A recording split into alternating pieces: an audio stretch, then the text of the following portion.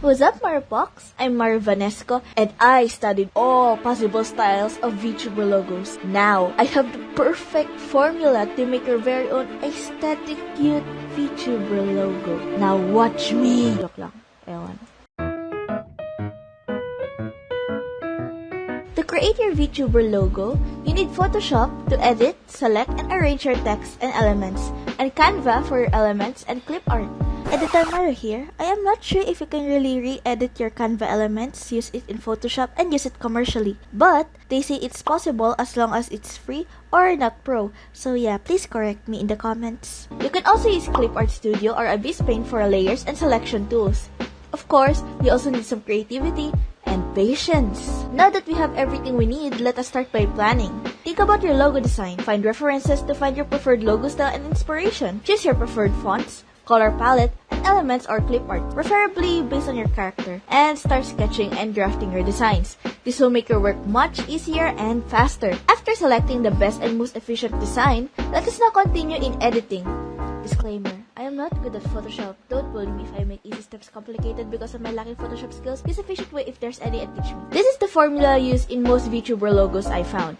Text, color gradient, texture, white border, and colored and textured shadow.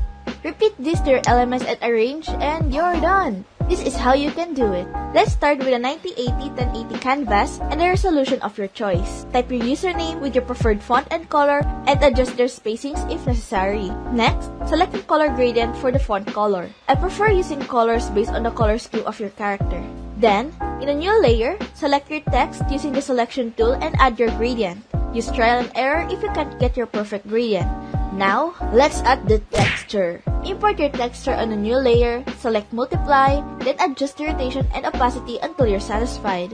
Then, select your text again using the selection tool, then invert, then click the base or erase button to remove the excess. Now, put them in a folder and name them. Make sure to name every layer and folder because we need to be organized. Now that we have our colored and textured text, we can now add the white border.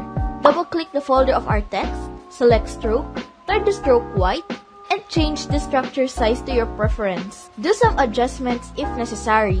Now, you can add elements in your logo. If you have your own elements, make sure that it has a transparent background and add them to your logo. If you don't have your own elements, we can use Canva with its wide library of elements. Find your preferred elements, download them, remove their background, and add it to your logo. Personally, I recolor my elements to make it look less flat and clip arty. I usually use gradients to recolor my elements. After getting your elements, arrange them, organize them into folders, and add the white borders. Now that our logo is 90% done, we can add our shadow. I do this by putting all text and element folders in another folder, duplicating it, merging the duplicate, and naming it shadow. Double-click the layer, check shadow, maximize the opacity, choose preferred shadow color, and adjust its direction and distance to your preference. You can add texture to your shadow by rasterizing its layer style and repeating the texture steps. Now that we have our first draft, it's time for some revision. Send your draft to your friends and ask for their opinion. Don't start your revision process just yet.